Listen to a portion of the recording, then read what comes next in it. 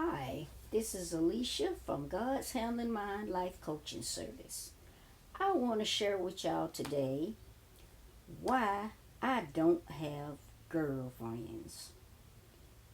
Truth is, girlfriends, some of them, now, majority of them that I know of and have seen other people girlfriends, they are not to be trusted. The problem with girlfriends, they hate on you, they want what you want, and you just have to be real careful. You can't trust them. And the reason why I say that is because I had to learn this at an early age. And I'm going to do my best to tell y'all this story, but if I leave out anything, y'all have any questions, y'all just put them in the comment and then I'll answer those questions. But it all started, back when I was in school. I had one friend that I thought was my best friend, and we used to hang out and go out together, buy clothes, same clothes, everything. And I'm from the old school, so I'm using the term I used to cloak for and everything. You know what that means. That mean I used to cover for her with her boyfriend when she was out there messing around with our classmates. But she was my girl, so hey, long as she wasn't doing it to me, I had her back. Because they even told her friend that, she was out there doing it. He come to me because he trusted me. And he was like, what you got to say about it? I said, they just jealous, that's all. She's not doing anything. So he took my word for it, and I covered for her. And how much I liked this person and cared about and trusted her, I would let her have my bedroom to entertain her friends in. I would get up out of my bed so she can have my bed to entertain her friends with. This how much of a friend I was to her. Well, it just so happened that one particular night, it was Friday night, everybody was going out. But I stayed home to babysit for my sister, and my kids. Because I was going out there Saturday night. And also another thing I want to tell you young ladies, do not trust them females when they act like they do not like your boyfriend. If they got an attitude like, oh, I can't stand him, he made me sick, that's the thing you better watch out for, because that means she like him. Because they played that game very well with me. So he used to come over to the house and see me and I can't stand him, he gets on my nerves. And so I'm thinking they hate each other, so I ain't got that to worry. Number one, I ain't got to worry about it because this my best friend. Number two, I ain't got to worry about it because, they can't stand each other. That's how I'm looking at the situation, right? Okay, how about everybody goes out that night? She was talking to one of my guy friends' cousin. And she was supposed to meet up with him, from my understanding. Because, like I say, everybody else was going out. Then, everybody went out partying, having a good time or whatever. So the next day, his sister comes over to my house and she's like, did you hear what happened? I'm like, what? What happened? She said, your girl was going around trying to get everybody to sleep with her, but everybody was turning her down. The only somebody didn't turn her down was my friend.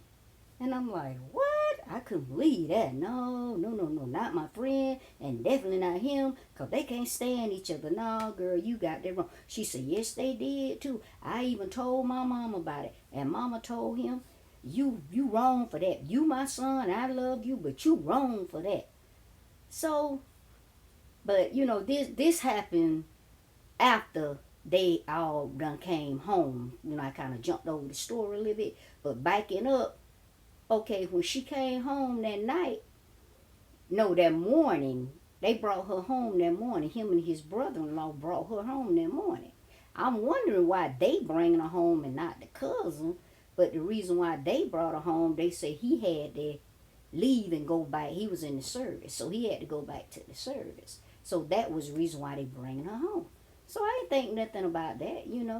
So she comes in the house. I'm playing like I'm the mama. I said, where have you been all night? She said, with so and so, I'm not going to call no names because I don't want to, blast nobody out or nothing like that. But with so and so, you believe me? I said, yeah, I believe you. And when I see him, I'm going to do this, I'm going to do that. And we laughed about it. We went on. She came in, we took a shower, got dressed, and went shopping because he was taking me out, that next night. So I'm all geared up. I'm ready to go. We done went shopping and everything. So he comes over there that night to come pick me up. Me, little naive, didn't know no better because I'm trusting her as a friend. He comes over, and when he get there, she tells me, tell him to come in. And I'm like a little floozy. I'm go out there and tell him, so-and-so said come in. What does she want? They acting like they still mad with each other. He said, what you want? Tell him I said come in. I said, she said come in. He said, come on, man, let's go. So I said, well, I'll see you later. We finna go.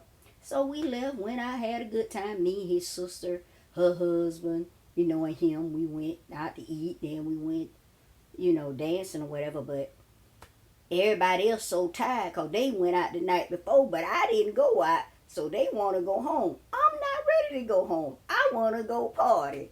So when they take me and drop me off, I goes, to another club by myself. And I go, I hang out, have a good time. I come home, I'm in the bed. And that's the next morning when the sister comes over and she telling me, about what all happened and everything. I can't believe this. So at the time, I didn't have a telephone. I walked over to my auntie house and I asked my aunt to let me use her phone. So I called her on the phone and I asked her, I said, when I asked you where you had been all night and you told me you were with so-and-so, so-and-so, because she actually told me what she was doing. But me not believing it because, I didn't think she would do me like that. Then I was like, okay, when you said that, she said, well, I asked you, did you believe me? I said, well, dang, man, I thought you were just joking. I didn't know you was for real. Well, I asked you, did you believe me? I said, okay, since you want to play it like that, come and get your, I said the bad word because I wasn't saved then. So I told her to come get it, her stuff from my house. Don't step foot back in my house. Don't say anything else to me no more. I called her everything but a child of God, okay? Because I was 50 hot. And I hung up on her and I left. And I thought she was going to come and get it that day. And I took all her stuff that she left to my house and I put it in a box and I put it on the front porch. Well, she didn't come and get it till that Sunday. And that was a Sunday when I called her. So it rained, it got wet, mildew, everything. And I didn't care. I let it sit out there and got wet and mildewed and everything. So I went to the club that Saturday and I met him at the club. And when I saw him, I just walked up to him and grabbed him in the collar. And I was like, I told him just like this. I said, I'm not asking you, did you do it? I'm asking you why you did it.